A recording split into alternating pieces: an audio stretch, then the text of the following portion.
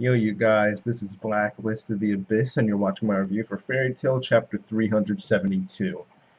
And in this chapter, we actually get that information we were told about last week. Last year, we remember how Hiramashima had his 6 chapters in 2 weeks. Well, now he's going to do 5 different chapters in 5 different magazines, one each. So that's pretty legit. I mean, they're all going to be Kodansha magazines, so don't expect it to be in Jump or something like that. They're all going to be maybe like one will be in Shingeki no Kyojin or Attack on Titans magazine. One will obviously be in Weekly Shonen magazine, and a bunch of other magazines owned by Kodansha, which is the publishing company, just like how Shueisha publishes Jump. So yeah, so that's big news. You're emotional, man. Some people like to hate on Fairy Tail, some people like to hate on him, but you gotta respect him because he always does things like this to satisfy his fans. The people who do stick with him, he rewards them with stuff like this. So you gotta respect the guy for doing all this. Oda gets 3 hours of sleep doing one chapter of One Piece every week. This guy's doing like 6, 5 every couple weeks. It's incredible. Not every couple weeks, obviously, but it's still the fact that he can do this. The guy's like a drawing machine. I don't know. You just gotta respect it. You really do. Um, but as far there were some good color pages here too. I like them. Um, but yeah, as far as this chapter goes, Kyouka is kind of tied up. Uh, or the way she was looking, it was like some S&M crap or something like that.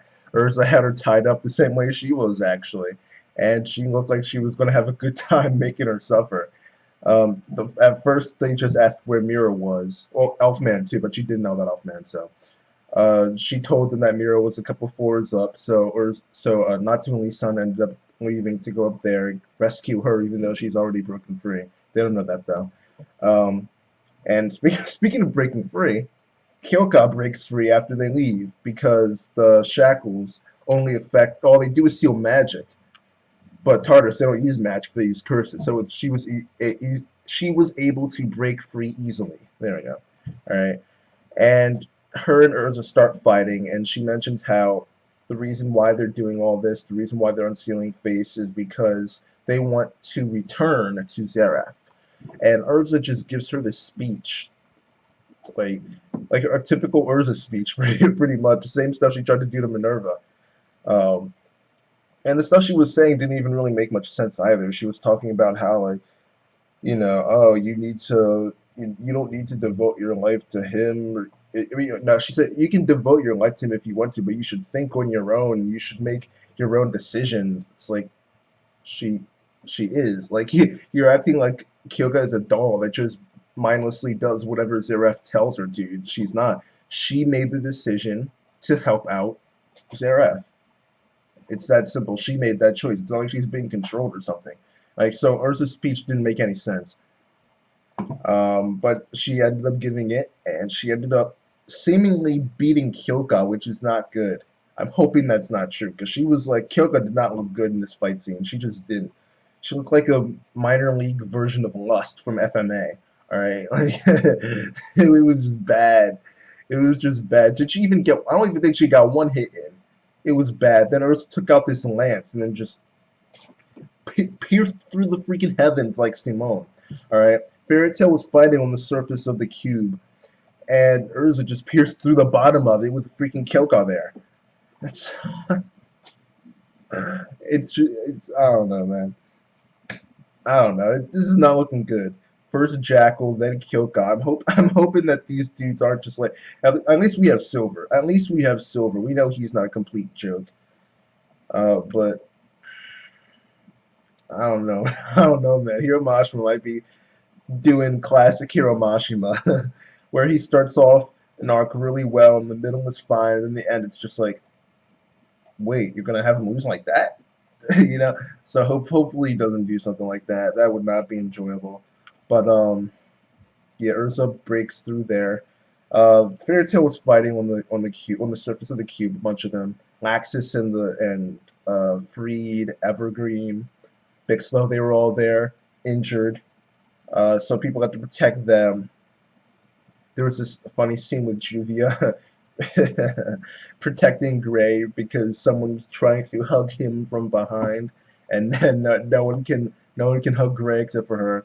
Um, Lucy was there doing pretty much nothing. She was just sitting there. I thought it was funny that like all the scenes we saw of Fairy Tail in the on the surface were them beating people up. Yet Max is like the only one who legitimately got hit. I thought that was funny. But it shows how much Hiro Mashima cares about him, what he thinks of him. This loser Max, he uses sand, but he's like, you'd be thinking, oh man, he's legit like Gara or Crocodile or someone, but no, he's really not. He's just a loser. But yeah, that's when Erza came piercing through. And the rest of the chapter is just Natsu and Lisana. Those two are heading towards Mira, and Lisana ends up going ahead because these fodder guys show up.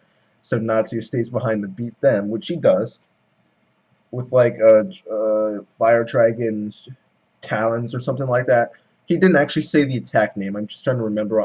He's used it before. I think that's what it's called, fire dragon's talons or something like that. But he beats them like that, but then time stops, and these guys get frozen in the air right after they're hit.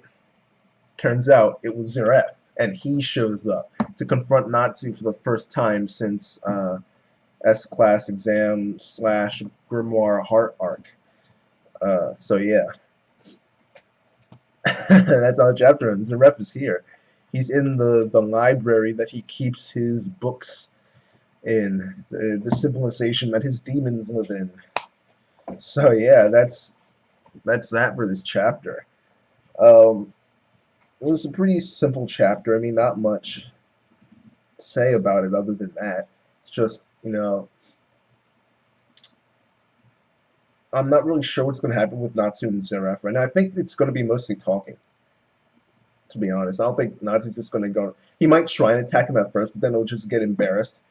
He'll just look like a fool, then he'll stop. And Zeref will talk to him, and Natsu will try to counter with like typical Natsu lines, pretty much. And I think that's how it's going to go for the most part. But as far as where this is going to go, I don't. How does Zeref know Natsu? Like,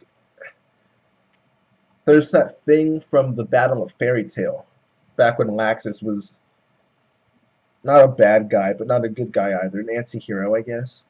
The Battle of Fairy Tail with him and the Thunder Legion, Raijin, whatever, blah, blah, blah, whatever they're called.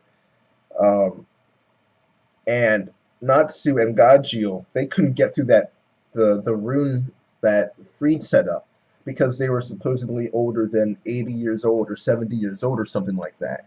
So it's possible that Dragon Slayer, it's possible that, I don't know, most people are, as far as that theory goes from a while back, most people are thinking like, they were I don't even know, like it's just a theory that maybe Zeref knew Natsu, maybe Natsu and the Dragon Slayers in general were alive for a very long time, but they lost their memories or something due to some type of incident involving the dragons, or maybe something before then even.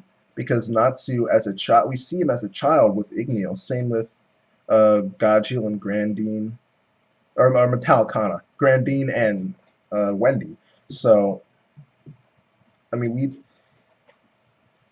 I have no clue what Hirabashi was planning right now. I really don't. But as far as this chapter goes, I'll give it a 6 out of 10. 6.5, because Erza and Kyouka stuff, it's just it just wasn't good. The Erza Kyouka stuff just wasn't good. But Zeref showed up, so like they kind of counter each other out. So yeah, I'll give it a 6.5 out of 10. And yeah, that's it. Rate, comment, subscribe, and I'll see you guys next time.